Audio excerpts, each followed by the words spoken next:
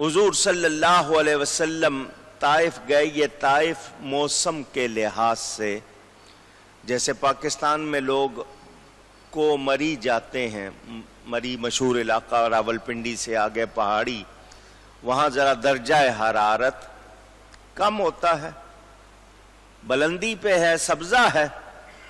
اسی طرح یہ طائف کا علاقہ مکہ مکرمہ سے کچھ فاصلے پر، تو وہاں موسم خوشگوار. تو یہ جو وڈیرے جن کو ہم کہتے ہیں بڑے لوگ، یہ وہاں رہتے تھے. حضور صلی اللہ علیہ وسلم نے ان کو جا کر تبلیغ فرمائی کہ یہ اگر وڈیرے مسلمان ہو جائیں گے، ان کے جو آگے کارکن ہیں وہ بھی اسلام میں آ جائیں گے. ان وڈیروں نے تمسخر کیا. اللہ نے نبی بنانا تھا تو کسی وڈیرے کو بناتا، مالدار کو بناتا، تمہیں بنایا.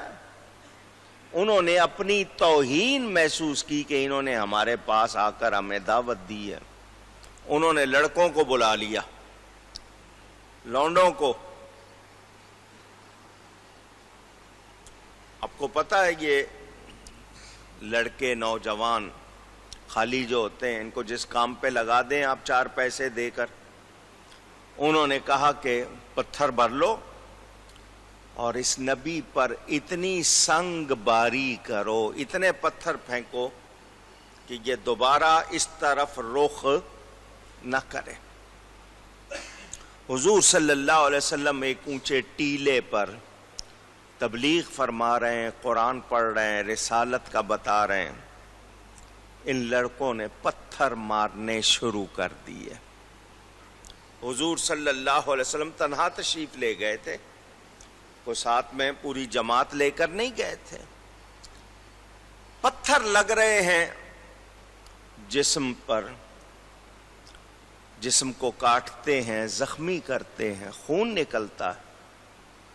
خون کے بارے میں دنیا جانتی ہے، ہوا لگے تو فوراً خشک ہو جاتا ہے، مگر خون اقدس، خون مبارک آپ کی مبارک جوتیوں تک جا رہا ہے. کس سے اندازہ کریں کتنا نکلا ہوگا، کتنے زخم آئے ہوں گے کہ وہ بہتا ہوا وہاں تک گیا، یعنی اتنی اس کی مقدار. اور وہ پتھر مارنے والے باتیں بھی کر رہے تھے. کوئی کہتا تھا تم پر سے بلا کیوں ہٹ نہیں جاتی، ہمارے غرق ہونے کو زمین کیوں پھٹ نہیں جاتی. کوئی کہتا تھا میں، وہ لوگ جو پتھر مار رہے ہیں یہ ان کے حوالے سے.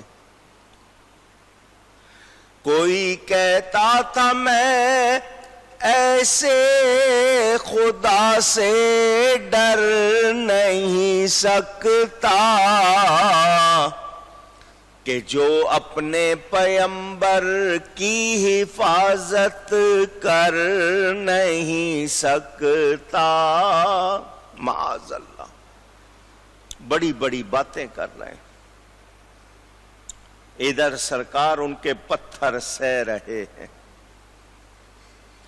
وہ سینہ جس کے اندر نور حق مستور رہتا تھا، وہی اب شق ہوا جاتا تھا، اس سے خون بہتا تھا. وہ بازو جو غریبوں کو سہارا دیتے رہتے تھے، پیا پہ آنے والے پتھروں کی چوٹ سہتے تھے. مسلسل پتھر آ رہے. حضور صلی اللہ علیہ وسلم زخمی ہو گئے، لہو لہان ہو گئے. حضرت زید کو خبر ملی وہ جلدی جلدی سفر کر کے طائف پہنچے کہ حضور اکیلے چلے گئے. آ کے دیکھا تو سرکار لہو لہان. وہاں سے حضور کو لیا قریب ایک چشمہ تھا، باغ تھا، وہاں لے آئے اور چشمے کے پانی سے زخم صاف کرنے شروع کیے. پہاڑوں کا فرشتہ آیا، حضور اجازت دیجئے ان سب کو 2 پہاڑوں کے درمیان پیس کے رکھ دے، کچل کے رکھ دے. آسمان کا فرشتہ آیا، حضور حکم دیجئے ان پر پانی کی بجائے آگ برسا دیں. فرشتے آ کر اجازت مانگ رہے ہیں. میرے آقا کی شان ملاحظہ کریں. ادھر حضرت زید عرض کرتے ہیں، کہا سرکار ان لوگوں کے حق میں بد دعا کیجئے، شکایت اس جفا و جور کی پیش خدا کیجئے. زمین کو حکم دیجئے ان لائنوں کو ہڑپ کر لے، اسی کا بوجھ ہے یہ لوگ ان کو پیٹ میں بھر لے. حضور زمین کو حکم دیجئے پھٹ جائے اور یہ سب اس کے اندر چلے جائیں. فلک کو حکم دیجئے، پہلے زمین کے لیے پھر آسمان کے لیے، کہ وہ آسمان بھی ان لوگوں کے ساتھ کوئی رعایت نہ کرے.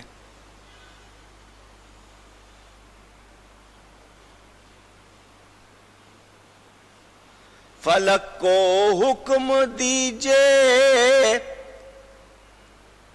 پھٹ پڑے ان کی ناکاروں پر، بجائے آب برسے آگ طائف کی بہاروں پر.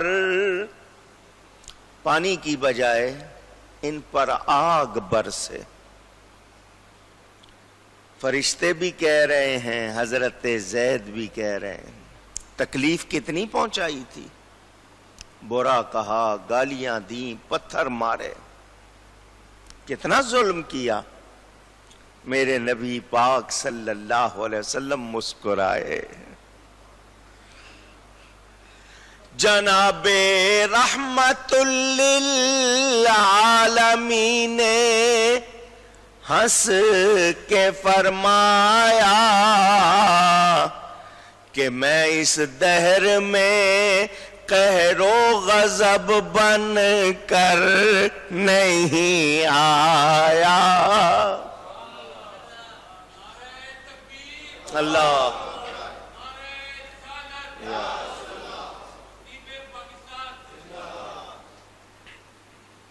دعا فرمائی، یا اللہ یہ ناسمجھ ہیں ان کو ہدایت عطا فرما. میں نے جھلکی دکھائی، اتفاق سے واقعہ آ گیا تو میں نے اشعار بھی سنا دیے. کس کس موقع پر حضور صلی اللہ علیہ وسلم ستائے نہیں گئے؟ کعبۃ اللہ میں آ کے نماز پڑھ رہے ہیں، جانوروں کی اوج ڈال دی جاتی ہے.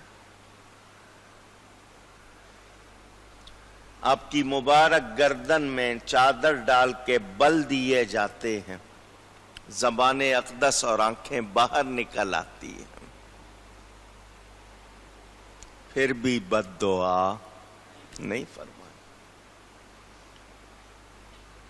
اتنی شان. پھر صحابہ کرام کتنے ستائے گئے، ان کی تفصیل ہے.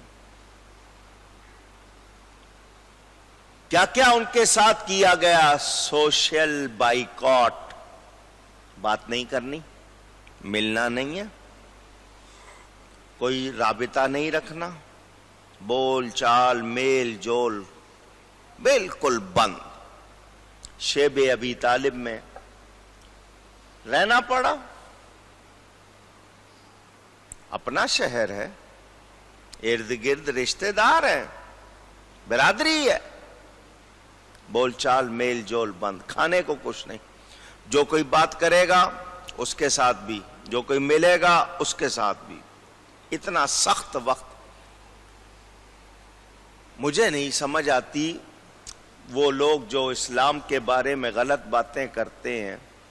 ارے دہشت گردی کا شکار مسلمان ہوئے ہیں، اسلام ہوا ہے، مسلمانوں نے کبھی دہشت گردی نہیں کی۔ یہ آج کچھ لوگ مسلمان کہلانے والے اگر غلط ہیں تو ان کا اسلام سے کوئی تعلق، یہ اسلام کو بدنام کرنے کے لیے غیروں کے ایجنٹ ہو سکتے ہیں۔ دیکھیں اسلام اور مسلمانوں پر کیسے وقت آئے۔ ہجرت کی، حبشہ جس کو آج ایتھوپیا کہتے ہیں، وہاں گئے تو مکے والوں نے وہاں بھی پیچھا کیا، ان کو وہاں سے بھی نکالو، وہاں جا کر ان کے خلاف باتیں کی۔ قیصر کے دربار میں جا کر وہاں پر بھی کہا گیا ان مسلمانوں کو پناہ نہ دو، یہ بڑے سازشی ہیں، یوں ہیں وہاں ہیں۔ تو پہلے دن سے مسلمانوں کے ساتھ یہ ہو رہا۔ مسلمانوں نے کیا کیا؟ صبر۔ برائی کا بدلہ کس سے دیا؟ اونچی آئیے، صحابہ کے بعد تابعین۔ کربلا میں کیا ہوا؟ صحابہ کے ساتھ ہی دور، حضرت امام حسین صحابی ہیں، کیا ہوا ان کے ساتھ کربلا میں؟ انہوں نے بدلہ کیسے دیا؟ کیا ان کی اولاد نے اس کے بعد تلوار اٹھا لی؟ پوچھ رہا ہوں۔ پھر تابعین کا دور، ہمارے امام اعظم ابو حنیفہ کے ساتھ کیا ہوا؟ امام مالک، امام احمد بن حنبل، حالات پڑھو۔ قرآن کے بارے میں سچا فتویٰ دینے پر امام احمد کو کوڑے مارے گئے۔ بادشاہ کی مرضی کے خلاف فتویٰ کیوں دیا؟ اہل حق نے تکلیفیں اٹھائیں، مگر برائی کا بدلہ کس سے دیا؟ بھلائی سے۔